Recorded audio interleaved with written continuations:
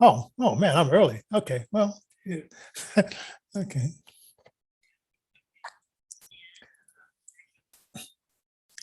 okay, and that's pretty much it. Nope, that's it. Thank you very much. Okay, all right. You too. Okay. Well, welcome everybody. We're starting off a little bit early, 53 minutes after the hour on a Thursday afternoon. Is it Thursday already? No, I'm sorry. I won't be here Thursday because I'm going to be at a showcase of a contest that it's a nonprofit I belong to, that we did a songwriting contest, and we had I guess 8 of the people that won the contest will be showcasing their show at, I don't know if it's the Roxy um, bar on Broadway tomorrow night, or I forgot it's Broadway, so it's a 5th and Broadway.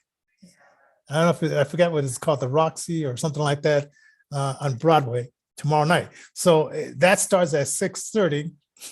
So I can't be here and there, but I might try the live stream. And Alan, That'd be fat. you can join. You can join. All right. So because it's going to officially start about 7:15 tomorrow night. So I think I might just live stream it for at least the Facebook.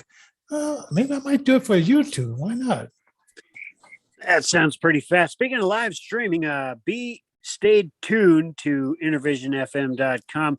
First Thursday in December, we're going to feature the band called Drifter. We're going to go ahead and live stream that. So, hey, sounds good. So we're all set there. We've got some other folks that are coming on deck in the next few weeks. We're going to talk a little bit about small business. I got a lady that does infrared light therapy, things like this, and I got another guy that does some. Well, he makes his own beard oil. I got a real funny story about that one, but we'll talk about that later. Okay. And also today, I stayed at home doing work. It was just easier to do the paperwork on this computer, because my other computer, sometimes my laptop jumps around and I had to go fight it back and forth.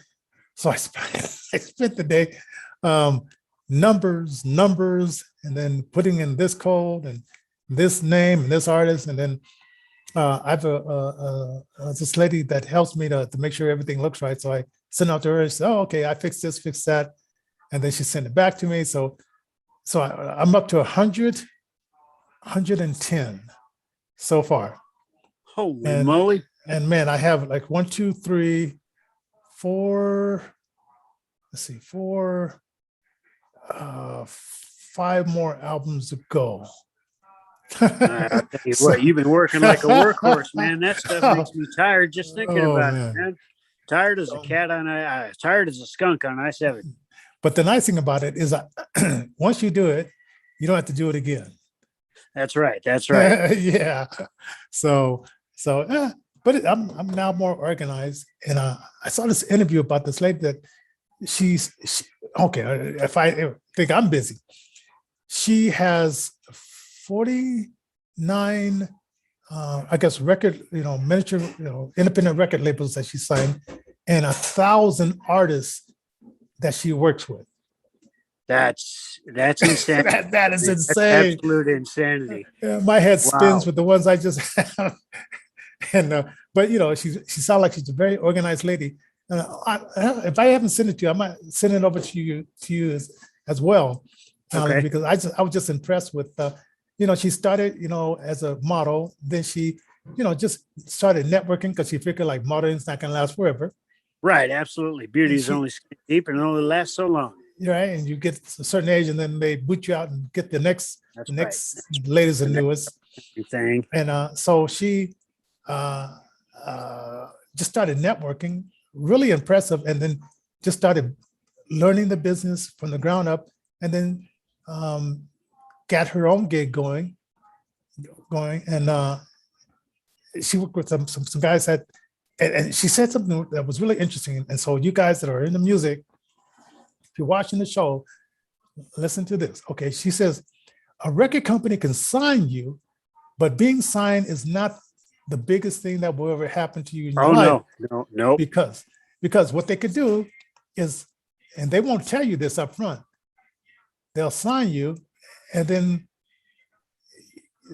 you'll start promoting them, saying, "Hey, I'm with Arista Records. I'm with," you know, and then you say, "Well, when are we going to put out my stuff?" And then they'll say, "Oh, next month." Then next month comes, and they say, "Well, when are we going to put out my stuff?" It says next month, and then you realize you just signed this maybe 10-year contract, maybe 5-year contract, and they do something that they call shelving you, because they're already working with somebody else. That person sounds a lot like you. You sound like a lot like them, but they only want to work with this other artist. So yeah, maybe they're more polished. Maybe they got it together more. Maybe they just have the look, whereas you got the sound. And so they said, well, we need to get him out of the competition until we're ready for him. That's right. And maybe we will be ready, and maybe we won't. Right. So what Rick Ross did, this happened to him. What he did was he stepped out and said, wait a minute, let me bring something to the table. So he started working on his fan base, social thing, and he started making the money. And then he went back and said, I don't want you to sign me. I want you to partner with me, because my brand is already is building. And then your brand, you don't have to give me any money. I'm already making money, but we can do something as a partner. Then you have more leverage. Well, I think partnerships are really the way to go, especially in this high-tech, high-touch society that we live in. We find ourselves in a place where technology allows us to become our own independent music producers with the digital audio workstations, with other pieces of software out there that allow us to manipulate both audio and video.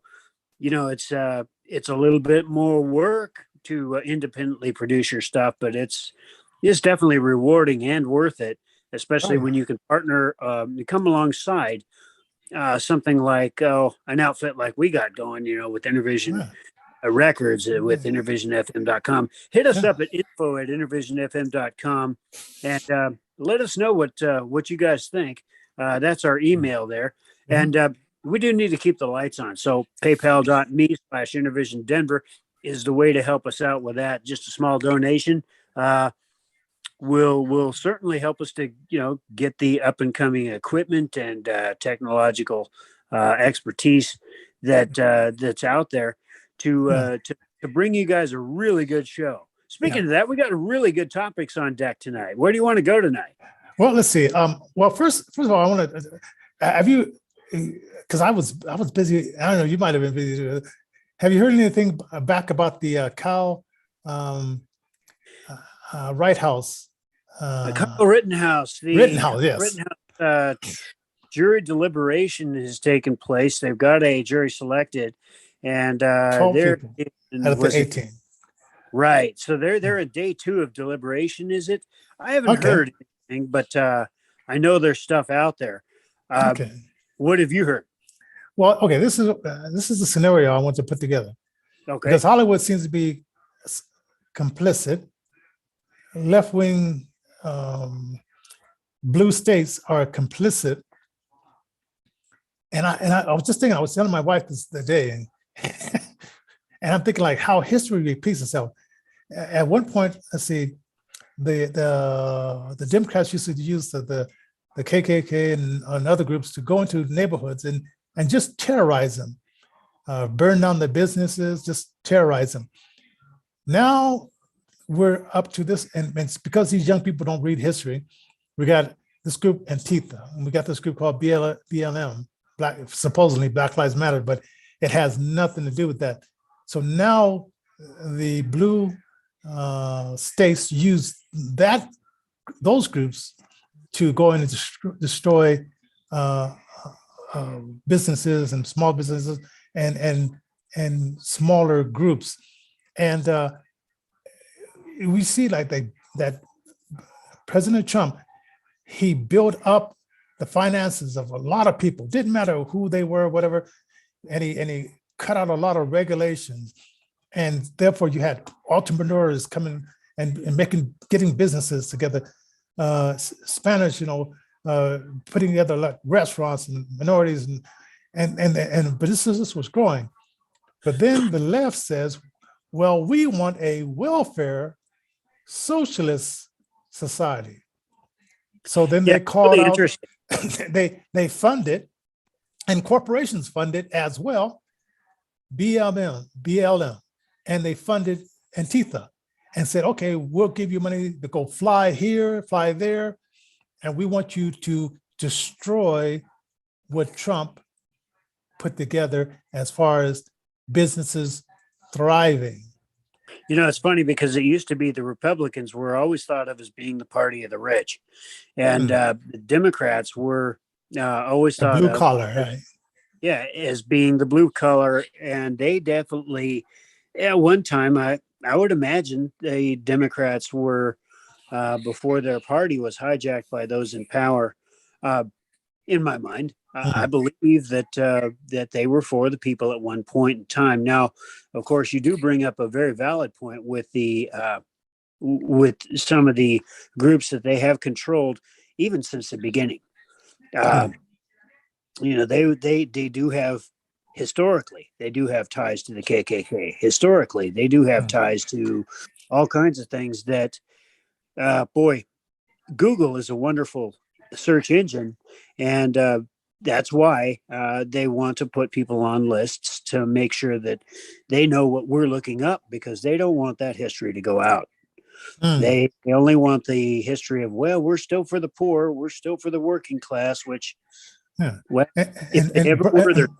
Brandon will keep saying about good union jobs, and that's right. He's yelling at people, good union jobs. I don't know if I sent you that.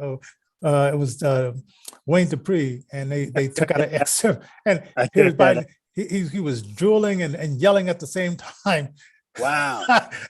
And because I like it when they give a description, because I hear him yelling, but they give the physical description of what's happening too, and I guess he's he has to make us believe that this is good union jobs, and it's like, okay, you destroy the keystone good union jobs, and then you say you're going to produce another union job, good union jobs.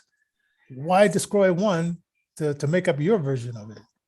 Well, and that's the thing, is to create chaos, to create a situation so that you can ride in on your horse and save everybody. You see, that's the new MO of what the Democrat Party is all about. Yeah. And I thought just take it to another level. So what if, and maybe they'll change their mind if something like this happened. What if the Antifa and the BLM came into a Hollywood set, burned the set down while they're in the midst of production, maybe shoot or throw bricks at lighting people, grips, sound person, break the sound equipment. Keep in mind that we're not advocating for any of this. Now, I'm just saying this is what's happening in our society now, where these guys come into blue states and do this. And then as they're leaving, they'll say, Black Lives Matter. Yeah. And I wonder if that would, put a different spin on things with the Hollywood backing all this silliness.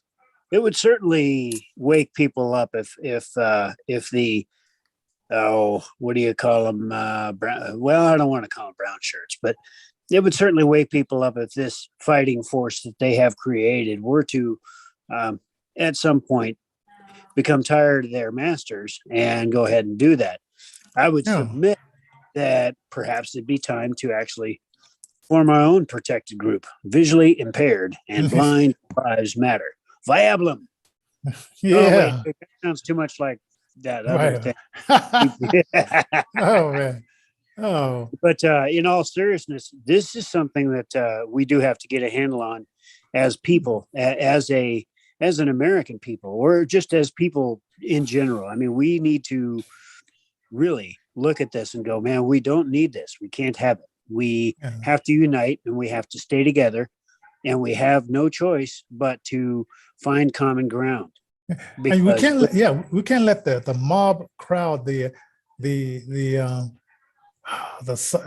silent whatever the council culture take over, because I read like in parts of history, this is what used to happen. Okay, so say you had someone and they accused him of I don't know, stealing a horse. Well, I'm talking about back in the day, and then they got tried, but they were found innocent or they were found guilty. It didn't matter.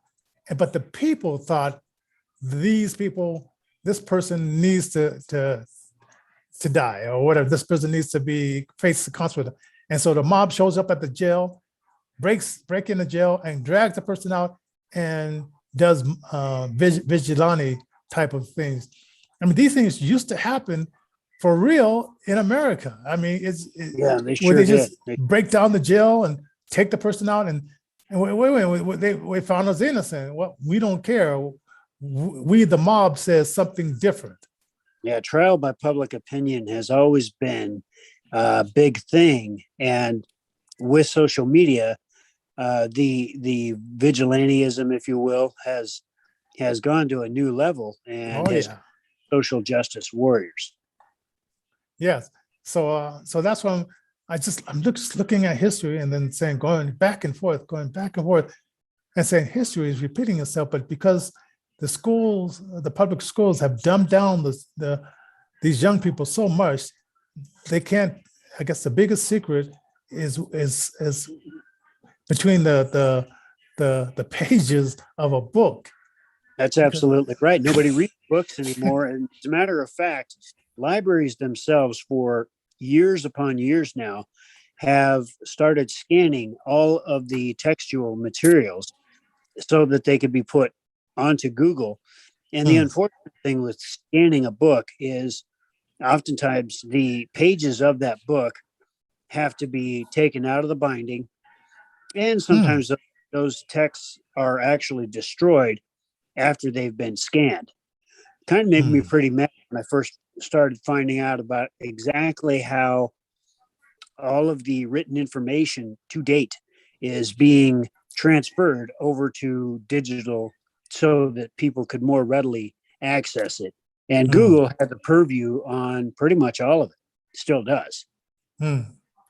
Yeah, and so the reason I'm mixing in Hollywood and all this kind of stuff is sometimes I get a chance to like watch movies and I,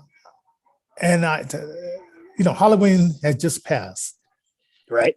and I was looking at up movies, and I said I want to see this Eddie Murphy movie, but I couldn't remember what it was called. Okay. So I looked up like Blackula because I thought that's what and then I watched that, and it was this guy in there that he sounded like James Earl Ray, but I guess he wasn't because I didn't see his name in the listing. And I watched that. I said, that's interesting. Then the other day, my daughter, she was watching Vampire in Brooklyn with Eddie Murphy.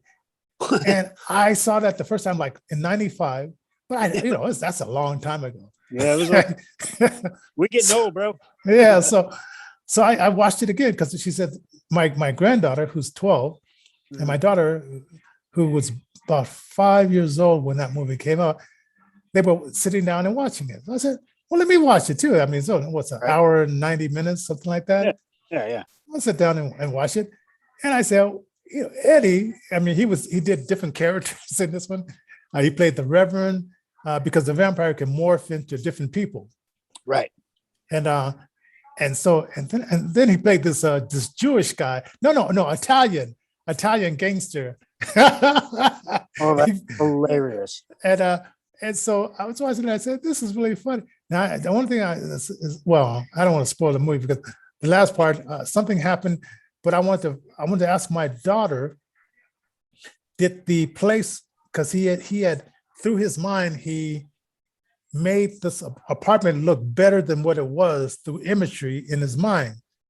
And so when what happened at the end, I wanted to ask my daughter, did it return back to the way it was, because the energy force that it caused it to be that way was no longer. So I'm not going to spoil it for you guys, but it's just a part I need to ask my daughter. But I mean, just a very, Eddie Murphy, it was comedic, but it was a more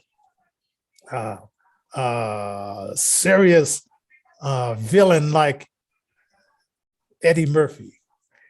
Interesting. It was just interesting to see, like as a vampire, you gotta, rip the neck off people, Back in the old days, they had a vampire movie called Dark Shadows. I kind of got into that for a while, but that was some interesting stuff. I understand they're going to be making a new take on it, I guess. What? No, they did in 2013. Oh, did they? Well, okay. Let me start with the note.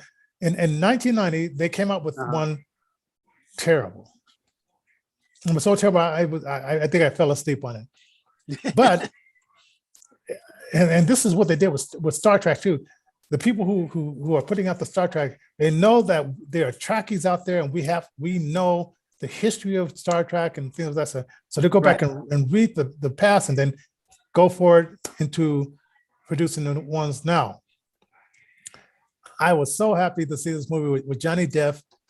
They took you back to the history because he did a little narration, and then they had closure on Angelique and Barnabas. Wow. And they did it perfectly. I mean, in my mind, they paid attention to details. That's awesome. I do love Johnny Depp. I know a lot of people have kind of turned their backs on some of his stuff as he has, he's basically come out on the other side, so to speak, a little bit less conservative than what people are nowadays on the right. So, but he still got quite a fan base, especially within the libertarian and Democratic crowd and that kind of thing. Yeah, I'll tell you. Yeah, and I just the acting was, of course, it was very good. Awesome. The doctor, you have to see what happens to the doctor, which I was surprised, but it's a movie, so. Oh man, I think if you saw the series, Dr. Julia came up with a way of transfusing blood into Barnabas to cure him of his vampirism. Huh. And in the original series, she had one failed attempt where he became very old, and he says, "What did you do to me?" And she said, "Be patient with me, Barnabas. Be patient." Now, at that point, he could have killed her, right? Oh yeah. But he would have stayed an old man, right? So he had to put his faith in her and say, "Okay, fix this," right? Yeah. And she, in the original, she did fix it, right? But in this one, you have to see what happened in this one. So they referred back to that. So if you know the original, you know that part of the story. That's hilarious. Talking about blood transfusion, the only one that can do a successful super blood transfusion is Jesus Christ. And, once you get his DNA into your system, there's no getting it out. There's you're his for life and he's yours for life until he takes us home or until he returns. And it's easy to get saved today. Easy. Just go ahead and accept his death on the cross for all of our sins, past, present, future. And he died for our sins, and just confess that with your mouth. I mean, because it's easy to believe in your heart that he did all these things that are written of in the Bible, but sometimes it's hard to get out there and say, "Hey, Johnny, do you know Jesus Christ? Do you know where you're going today?" Nah, I don't want to do that. No, I'll just sit over here and do my thing. And mediocre lifestyle is good, but a great lifestyle is better. Yes, this is true. And it's like I don't know. It's just watching when Hollywood gets right. Oh, another one. I didn't put it on our list. The Time Machine. The Time Machine. Now, if you saw the original, oh boy, they left out some questions that you sort of like wish that well, at the time they did what they could do at that time. Oh yeah, right. And so the I think it was the 2002 version, either 2002 and 2003. It put those missing links together. Interesting. So it's not on our list here, our title, but that's another one that I highly recommend. You go back and look at the original first. Go back and look at the original first. And I think I have it on VHS tapes. I don't even know if they even, if I get the original Dark Shadows, I have it on VHS because it was a channel that used to show them, I guess, one of those old channels that showed old movies and old TV shows. But if you get a chance to look at the old one, and you could probably go to YouTube too and type in Dark Shadows and probably see some of the stuff. Absolutely. But look at the old one first, and then if you had a binge of, it'd probably take you a month to binge through all. And the first part when Victoria came to Collinwood, boring because it was like but then when they started adding in Barnabas, the werewolves, let's see what the witches, that's where they became interesting. No, because so you might want to spin through the Victoria part and get to the vampire part. There's lots of cool music in the Victoria part, though. There's lots of cool music. Well, yeah. But and then I didn't know because I couldn't see at the time. So I couldn't see well. One of the ghosts was if you've seen Charlie's Angels. Yeah. It wasn't the blonde. It was the one with darker hair, and I can't remember her name now. But she says, as a ghost, she would just be quiet and she would just wave her hand. But because she didn't, if she would have said something, I would have known when I saw her later in Charlie's Angels that was her. That's absolutely funny. so I saw this and I said, when she said, "Oh yeah, I started out in Dark Shadow," I said, "Where?" And then when she said she was a ghost and that she just would wave somebody to go in this door, and I said, "Oh, that's why I didn't know that she was in Dark Shadows." Oh, and let me tell you what else. Angelique, I guess, that TV was so real to people because, it only been around for 20 years up to that point, 20 Something years. like Yeah. Yeah. So she said that when she would come out dressed in her street clothes to go home, teenagers would see her and they would scream and run away. So they really thought, that is Angelique. And she's not wearing, her Victorian clothes. She's just in her regular street clothes going home after a shoot. People really get into that character and say, wait a minute, this Angelique is not a nice person to be around. That's pretty funny. I know a lot of people, both male and female, got their names straight from Dark Shadows. So it was definitely influential, just like your Star Trek or your some of the other stuff that came out. They're just rehashing and remaking and redoing because, man, nothing could take the place of the originals, man. But if they read the history and follow that and don't try to veer off into something, I can't even name. I don't even want to think about ones I could name that they didn't pay attention. That's right. And so it's like, what was that one that? Like I Dream of Jeannie. They couldn't get Major Nelson to come back because he was doing dollars, and he says, "I'm not going to go back to that. I'm in this successful show now." So they have to get another Major Nelson, and it's almost like when they got another Darren to be Samantha's wife and Bewitch. Yeah, it was a little rough. Yeah, it's just a little rough. Just wasn't. I don't know. Yeah, once you got that one character, and I don't know. So for history buffs, TV buffs, who wants to study the history of TV and its progression, there's your homework.